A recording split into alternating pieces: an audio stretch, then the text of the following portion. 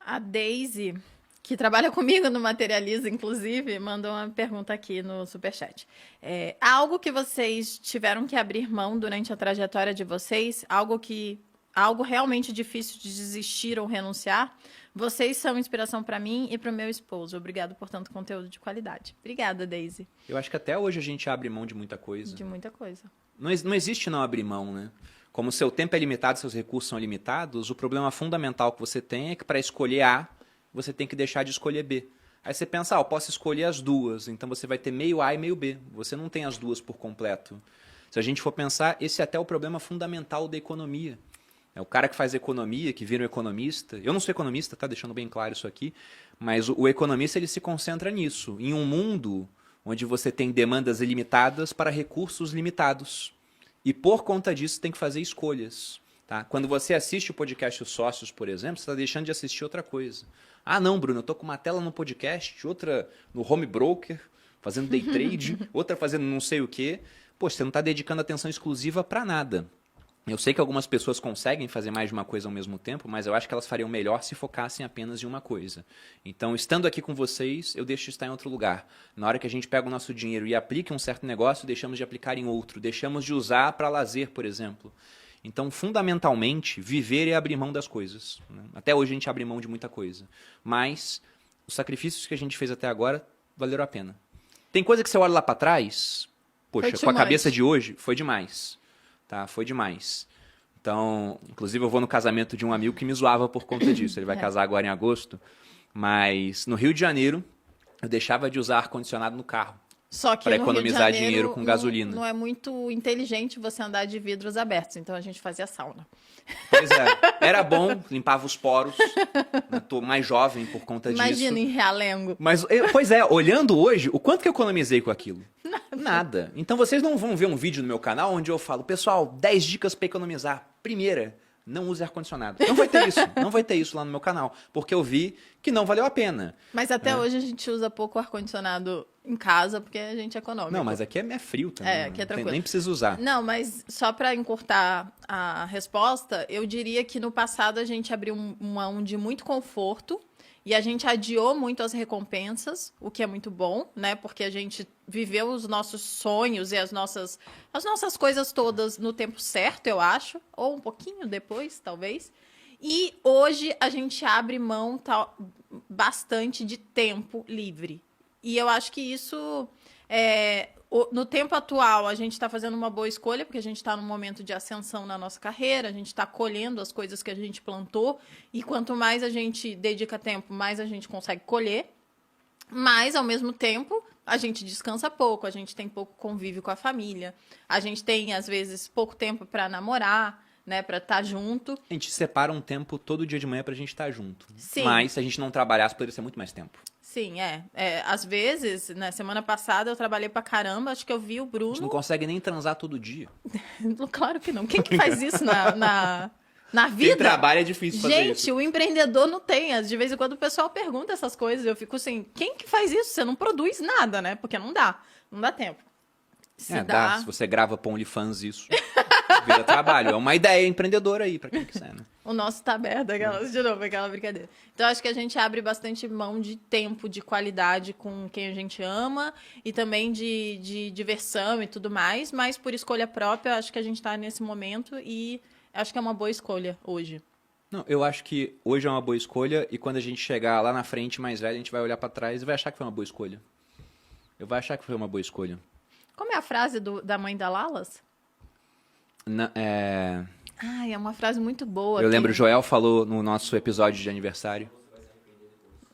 Isso. Não diminua. O contexto era mais ou menos o seguinte. A Lalas é a esposa do Joel, pra quem não conhece, trabalha aqui com a gente no Grupo Primo. E ela acabou de ter um filho. Ela tem 2, né? Acabou de ter mais um. Criança pequena dá muito trabalho.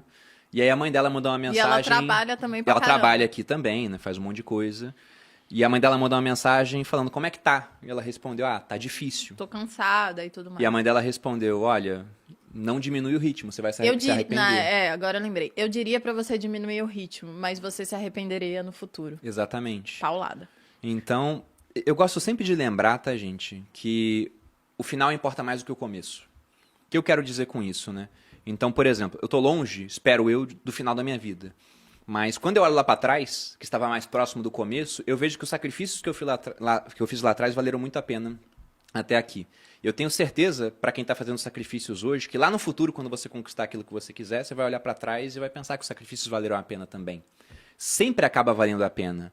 Né? E se você pensa o que é uma vida feliz, é uma vida onde o final importa mais do que o começo. Você pode ter uma existência miserável durante muito tempo. Você conquista aquilo que você quer, você chega lá, você olha para trás e fala, os sacrifícios valeram a pena. O que é muito melhor do que fazer o contrário, que é o que 99% das pessoas aqui no Brasil fazem. E quando eu digo 99%, não é cuspido na minha cabeça. É a estatística do IBGE para ver quantas pessoas vivem com liberdade financeira no Brasil. É 1%. O restante tem que continuar trabalhando e nada errado com trabalhar, desde que seja uma opção e não uma obrigação. Sobretudo quando você está mais velho, com menor capacidade laborativa, com outras demandas, com menos pique. Parte depende de parentes e outra parte depende de caridade.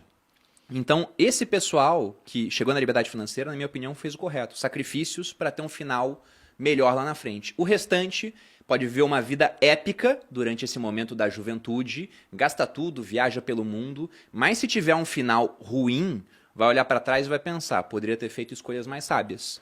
Tem até uma história, que eu vou contar rápido aqui para partir para outras perguntas, mas é de um rei da antiguidade, um dos mais ricos daquela época, o rei Creso. Eu coleciono moedas antigas, ele foi o primeiro cara a cunhar uma moeda.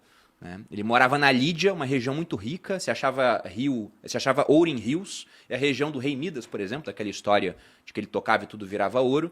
E o Creso se achava um homem muito feliz. E chamou um sábio grego da época, chamado Solon, para mostrar o quanto ele era feliz. Aí mostrou as riquezas dele, né, como é que ele era rico. E aí ele perguntou para o Solon, Solon, quem é o homem mais feliz do mundo? E ele esperava que o Solon, um ateniense, dissesse, você, Creso, você é super rico, né? Você pode trocar o dinheiro por tudo, então você é muito feliz. Aí o Solon começou a falar de outras pessoas. Ele disse, tinha um ateniense, Telos, tinha uma família boa, teve filhos, teve netos, eles não morreram antes dele, e o Telos morreu pela pátria, em uma batalha que Atenas ganhou. Ele falou, esse final glorioso tornou a vida dele ainda mais feliz. Ele falou, e depois do Telos? Tem 2 irmãos que morreram jovens, mas porque eles fizeram muito esforço para levar a mãe até um templo de uma cidade distante, não tinha boi, não tinha cavalo para levar, eles arrastaram uma carroça, chegaram lá, e no final acabaram morrendo, mas morreram pela mãe deles. Né? Então tiveram um final glorioso. Aquilo foi uma morte interessante, eles tiveram uma vida feliz. Aí o Creso ficou olhando assim e falou, e eu? Ele falou, olha, na minha opinião, o Solon dizendo, é impossível falar se um homem teve uma vida feliz antes que a vida dele chegue ao fim.